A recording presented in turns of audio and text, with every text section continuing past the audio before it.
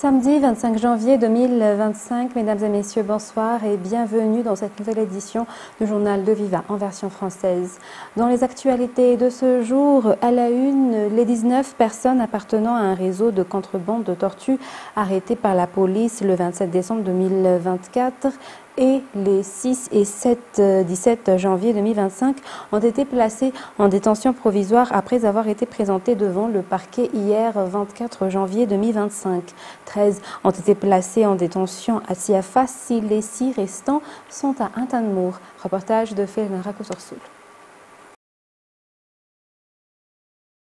13 ont été placés en détention provisoire à la prison de Tiefa, tandis que 6 femmes se trouvent à la prison d'Intanmour. Ces personnes sont soupçonnées d'exportation illicite de tortues depuis le 27 décembre 2024. Pour en revenir aux événements, le 27 décembre 2024, un citoyen tanzanien a été arrêté à Mazang avec 800 tortues.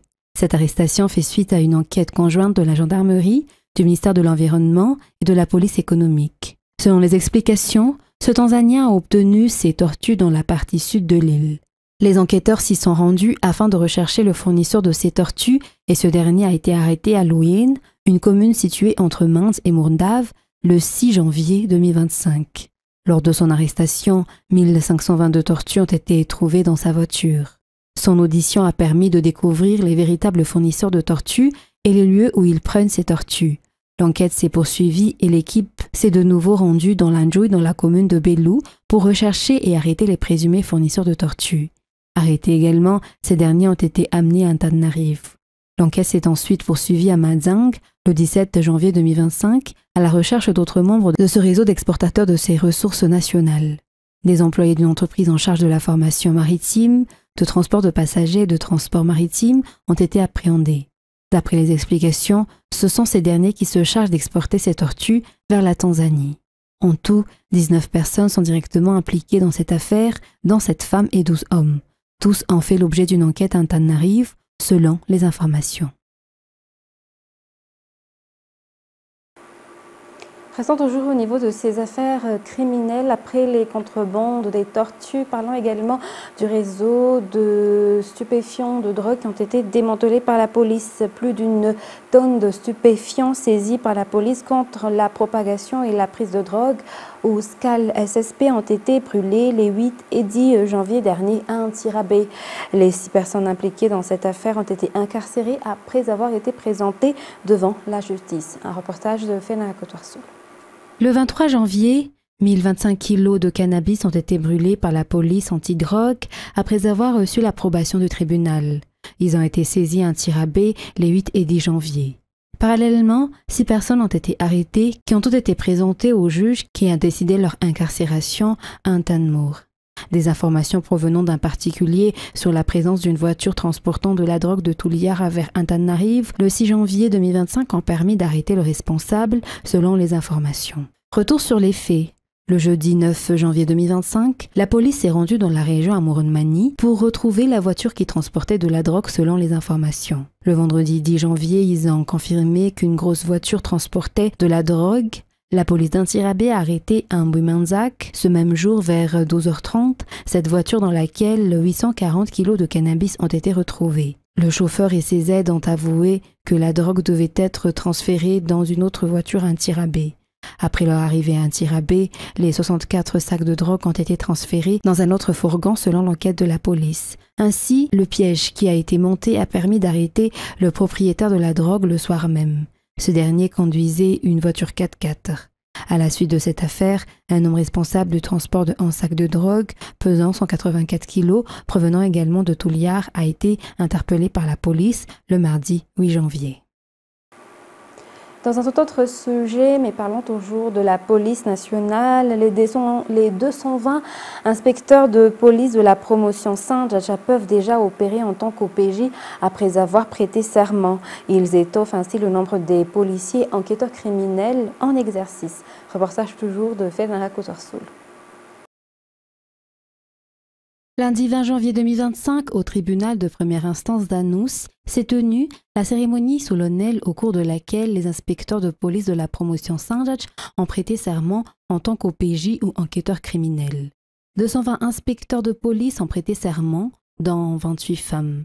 Les femmes qui participent au maintien de l'ordre public sont encouragées à le faire, selon les explications du responsable de la police nationale.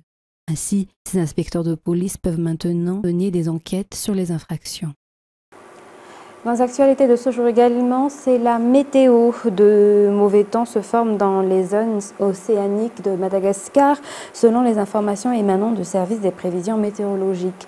L'un se trouve dans le canal de Mozambique et le second dans l'océan Indien, à l'est de l'île Diego Garcia. Concernant celui du canal de Mozambique, on estime qu'il se déplacera vers le sud-est dans les 3 prochains jours et pourrait augmenter en force pour devenir un cyclone. Selon les informations, de fortes précipitations auront lieu à l'ouest, au sud-ouest et au sud de l'île pendant cette période. Reportage. De mauvais temps se forment actuellement dans les zones océaniques de Madagascar.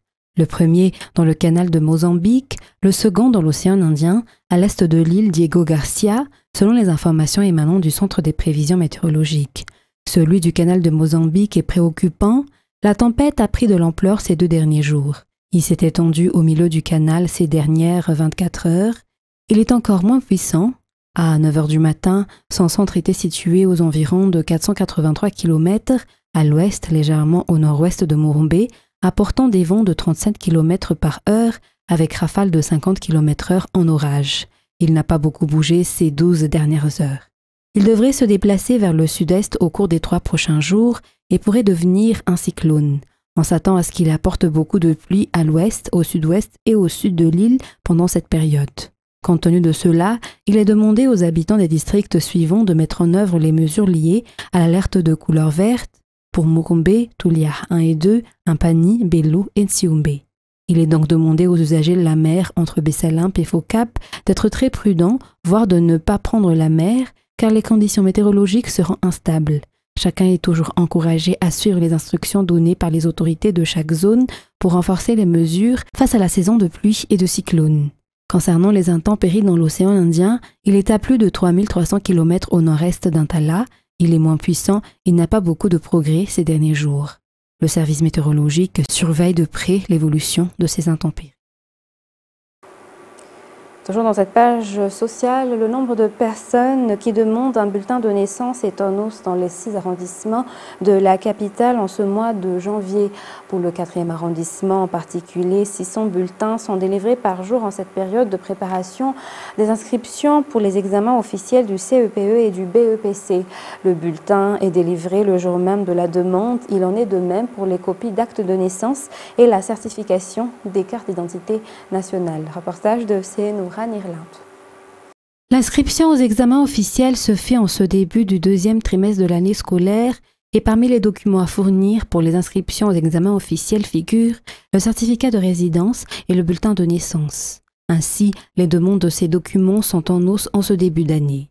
Tous les demandeurs reçoivent des numéros au niveau des circonscriptions d'arrondissement où ils en font la demande et le délai n'est pas limité pour la sortie de ces documents utiles aux examens officiels. La commune renforce le contrôle pour éviter la corruption. Ainsi, le 3e et le 4e arrondissement de la capitale sont ceux qui ont obtenu des résultats fructueux, selon les explications. Et 5 à 10 personnes effectuent le curage des canaux d'évacuation à Kazmang, à Bessaré, Anjar et à Panjan à travers les travaux communautaires appelés haute intensité de main-d'œuvre ou IMO dans le 3e arrondissement en cette période de pluie. Les travaux consistent à enlever les ordures, curer les canaux pour permettre aux eaux usées de s'évacuer et éviter les crues. Les habitants sont appelés à respecter la propreté, à ne pas jeter les ordures partout mais aussi à nettoyer les alentours de là où ils vivent. Dans les actualités internationales de ce soir, le corps d'un bébé et de 2 adolescents ont été retrouvés parmi les dizaines de cadavres laissés par des affrontements entre les guérillas à la frontière entre la Colombie et le Venezuela, rapporte l'autorité médico-légale lors d'une conférence de presse à Bogota. France 24. C'est par hélicoptère que ces familles-là sont évacuées de leur village. Comme des milliers d'autres, ces Colombiens fuient les violences dans la région de Catatumbo, au nord-est du pays, à la frontière avec le Venezuela. Ils sont nombreux à avoir trouvé refuge dans ce stade où des milliers de déplacés cherchent la sécurité dans des conditions précaires. Cela me peine lorsque mes enfants me demandent de leur donner quelque chose, mais je n'ai rien à leur offrir. On a dû s'enfuir si vite. Cette semaine, les affrontements entre groupes armés se sont multipliés pour le contrôle de territoires entiers à la frontière entre la Colombie et le Venezuela, plantations de coca et routes de trafic de drogue. Les combattants dissidents des ex-FARC font face à ceux de la guérilla de l'ELN, l'armée de libération nationale. Au combat entre guérillas s'ajoutent des assassinats et des enlèvements. La flambée de violence de ces derniers jours a conduit le président colombien à réclamer jeudi l'aide du Venezuela. Celui qui avait promis pendant sa campagne de faire la guerre à l'ELN veut mettre en place un plan commun avec son voisin pour éradiquer les groupes armés qui sévissent des deux côtés de la frontière. La situation dans la région de Catatumbo est révélatrice de ce qui se passe dans le pays. Nous devons apprendre de nos échecs et nous sommes face à un échec. C'est un échec de la nation. Mercredi, la justice colombienne a réactivé les mandats d'arrêt contre 31 dirigeants de l'ELN, accusés par ailleurs d'être protégés par les autorités vénézuéliennes. De son côté, le régime de Nicolás Maduro accuse Bogota de fournir un abri au chef du Tren de Aragua, l'un des plus vastes gangs vénézuéliens. Et une semaine après l'entrée en vigueur du cessez-le-feu, 4 otages des soldats israéliennes ont été libérés. Elles ont désormais retrouvé leur famille. En échange, plusieurs dizaines de Palestiniens détenus en Israël vont être libérés dans le cadre de l'accord de trêve dans la bande de Gaza. 124. C'est à 11h heure locale à Gaza que les 4 otages israéliennes ont été libérés par le Hamas et le djihad islamique. Encadrées par des combattants de la branche militaire des deux mouvements islamistes, elles ont été sommées de se présenter sur cette estrade avant de pouvoir rejoindre les véhicules de la Croix-Rouge et de regagner le sol israélien. Aujourd'hui, nous ramenons à la maison 4 autres otages israéliennes après 477 jours de captivité dans les geôles du Hamas. Nous ne pouvons pas et nous ne voulons pas oublier les 90 otages, dont des femmes, des enfants et des hommes âgés, qui sont toujours détenus dans des conditions brutales par le Hamas. Leur libération intervient dans le cadre du nouvel échange d'otages conformément à l'accord de trêve entré en vigueur dimanche dernier. Ces 4 soldats enlevés lors des attaques du 7 octobre sont relâchés aujourd'hui contre 200 prisonniers palestiniens détenus en Israël. En milieu de journée, elles ont pu rejoindre leurs familles. À Tel Aviv, des centaines d'Israéliens s'étaient rassemblés sur la place des otages pour suivre l'événement sur écran géant et partager le soulagement des familles et des proches d'otages. C'est une joie incroyable et je n'arrive pas à croire que nous sommes enfin arrivés à ce moment. Je veux que tout le monde partage notre joie et se prépare aux prochaines étapes. Nous ne serons pas en paix tant que tous les otages ne seront pas de retour.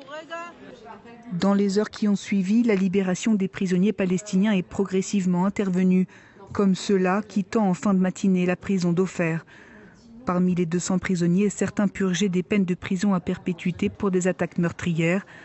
Au moins 70 d'entre eux ne sont pas autorisés à rester dans la bande de Gaza et en Cisjordanie. Certains sont déjà arrivés en Égypte. Et Donald Trump s'est rendu hier dans des zones sinistrées de Californie et de Caroline du Nord en utilisant son premier déplacement présidentiel pour transformer l'aide fédérale aux catastrophes naturelles en objet de marchandage politique, affirmant notamment qu'il n'aiderait Los Angeles à se reconstruire que si la Californie coopérait un minimum avec son administration. France 24. De catastrophe en catastrophe, pour son premier déplacement, Donald Trump se rend sur des lieux ravagés par les éléments. En Caroline du Nord d'abord, près de 100 personnes y sont mortes en 2024 après le passage de l'ouragan Hélène. Donald Trump a vivement critiqué le rôle de l'administration Biden durant sa campagne et celui de l'Agence fédérale de gestion des situations d'urgence, la FEMA, qu'il accuse d'être une instance bureaucratique lente et coûteuse. Je vais signer un décret pour commencer à réformer profondément et réformer la FEMA ou peut-être supprimer la FEMA. Je pense franchement que la FEMA n'est pas une bonne chose. Lorsque vous avez un problème comme celui-ci, je pense que vous voulez y aller. Que vous soyez gouverneur démocrate ou républicain, vous voulez utiliser votre État pour régler le problème et ne pas perdre de temps à appeler la FEMA. En Californie, de nouveaux incendies se sont déclarés. Border 2 au sud de San Diego et le Sepulveda Fire au nord de Los Angeles, où près de 4000 pompiers ont été mobilisés et plus de 30 000 personnes appelées à évacuer. Là aussi, Donald Trump se montre critique. Il accuse les autorités d'écologisme radical. En Californie, des millions de litres d'eau attendent déjà d'être déversés à travers les tuyaux déjà construits. Ils sont en service depuis 40 ans et il y a environ 20 ans, ils ont coupé l'eau. Et tout le monde essaie de comprendre pourquoi ils ne la remettent pas. Ce serait à cause de l'éperlan du delta, c'est un poisson, mais j'ai du mal à y croire. Mais nous allons le découvrir. Une polémique que les scientifiques balaient. La protection de l'éperlan n'est pas la responsable des incendies. Le président américain, lui, n'en démord pas. Il menace de couper les fonds tant que l'eau ne coulera pas. Mesdames et messieurs, fin de ce journal. Nous vous remercions de nous avoir suivis jusqu'à la fin. Très bonne continuation et très bonne soirée sur Viva. Au revoir.